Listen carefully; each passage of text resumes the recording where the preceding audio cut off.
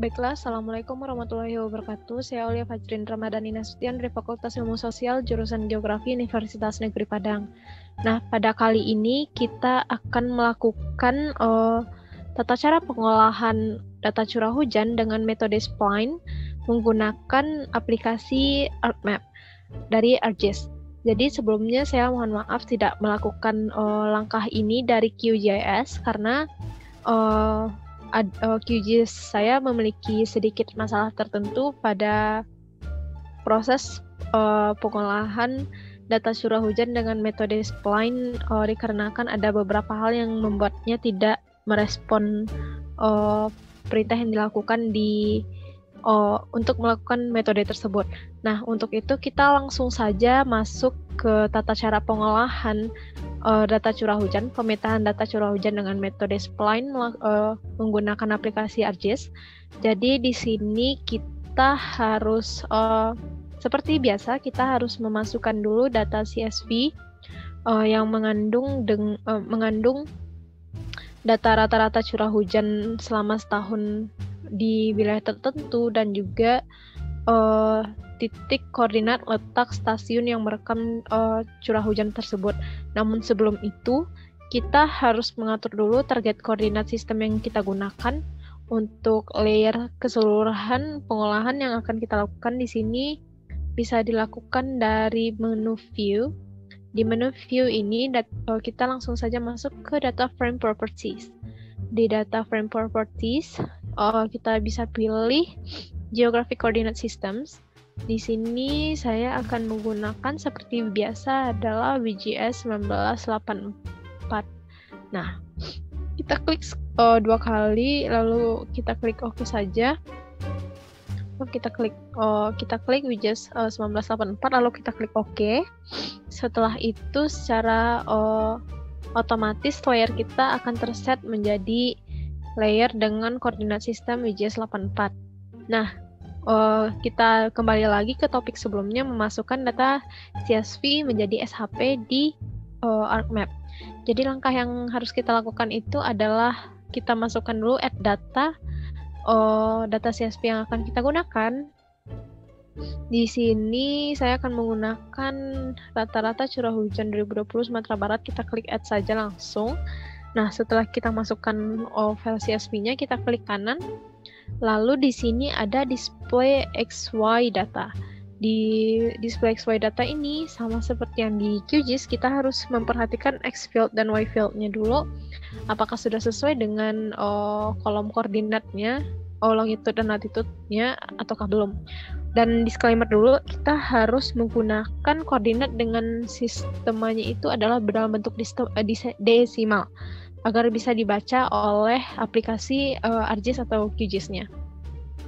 Jadi setelah kita lakukan display X dan Y-nya, XY datanya, kita sesuaikan XY field-nya, kita bisa langsung klik OK. Dan lalu secara otomatis dia akan muncul juga titik yang menggambarkan di mana letak lokasi koordinat stasiun BMKG yang merekam data curah hujan yang kita gunakan. Nah, untuk itu kita juga akan meng-add data lagi dikarenakan kita juga membutuhkan data administrasi cakupan penelitian. Yakninya di sini saya menggunakan data SHP Administrasi Sumatera Barat, Provinsi Sumatera Barat. Kita add saja langsung. Nah, secara kita zoom to layer dulu. Lihat dia sudah masuk secara langsung ya data-data yang kita butuhkan.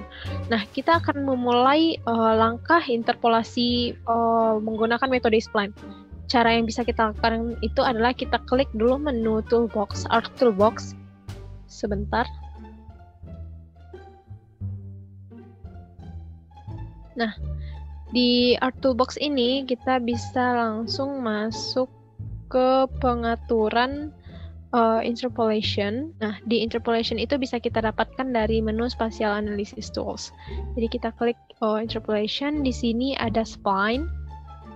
Teman-teman juga bisa jikalau ingin melakukan pengolahan pemetaan data curah hujan dengan metode IDW di sini dan juga metode seperti sebelumnya itu adalah polygon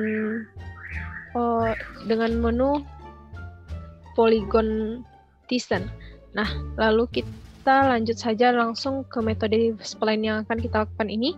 Di menu spline ini, input point features yang kita gunakan adalah input data curah hujan Sumatera Barat yang CSV yang kita masukkan sebelumnya.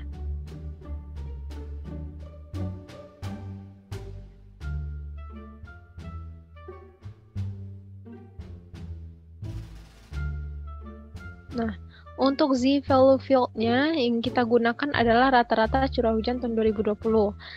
Dan kita bisa, sebelum kita lakukan proses run, di menu environments kita perlu melakukan dulu pengaturan cakupan dari hasil pengolahan interpolasi yang akan kita lakukan, lalu kita masuk ke processing extend.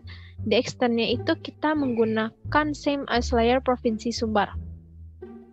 Jadi kita klik OK langsung, dan setelah itu untuk outputnya bisa diatur dulu penyimpanannya, opsional. Untuk itu saya langsung saja ke pengolahan, lalu kita bisa klik OK.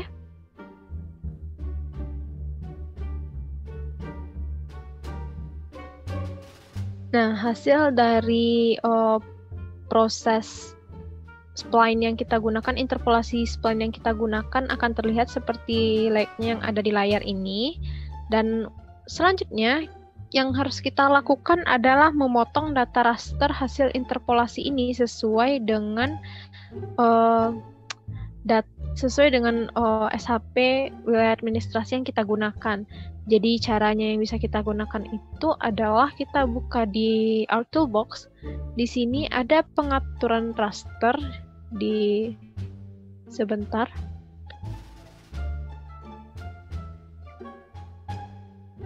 Di data management tools terdapat pengaturan raster ya. Jadi di sini kita di raster processing. Di raster processing itu kita langsung menuju ke menu clip. Input raster yang kita gunakan adalah hasil dari pengolahan spline sebelumnya. Untuk output rasternya itu adalah SHP Provinsi Sumatera Barat yang kita gunakan. Nah, jadi di sini opsional bisa diatur lagi penyimpanannya jika teman-teman ingin agar datanya tidak hilang, lalu kita klik OK saja. Nah, untuk hasil pemotongan spline-nya itu bisa kita lihat di sini sudah mengikuti bentuk administrasi yang kita gunakan. Nah, setelah itu hal yang bisa kita lakukan adalah melakukan klasifikasi layer. Bagaimana cara klasifikasi layer yang bisa kita lakukan? Di sini kita klik dulu properties-nya. Dan di properties, tunggu sebentar. Di properties pada simbologi kita klik classified. Dan classified-nya itu color RAM-nya bisa diatur ya, sesuai dengan apa yang ingin kita gunakan. Untuk itu color RAM yang akan saya gunakan contohnya ini, dan di sini terlihat range-nya yang digunakan di dalam hasil analisis spline ini, dan lalu kita klik OK. Nah, secara otomatis dia akan terklasifikasi sesuai dengan value yang ada di dalam data kita tadi. Nah, selanjutnya adalah bagaimana sih caranya jika kita ingin memberikan label, contohnya pada titik stasiun ini seperti yang kita lakukan di QGIS. Jadi bisa kita klik kanan. Di sini ada label feature. Nah, dia secara otomatis akan keluar nih label dari data yang ingin kita lihat.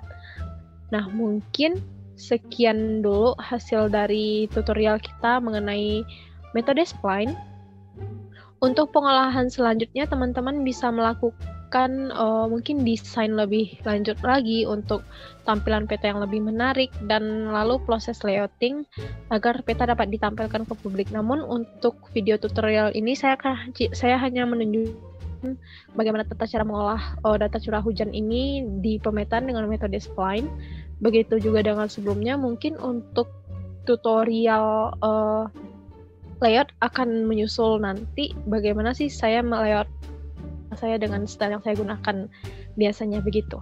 Nah, mungkin itu saja sekian hasil dari tutorial kita pada hari ini. Jika teman-teman ada yang ingin bertanya, dipersilakan meninggalkan pertanyaan di kolom komentar.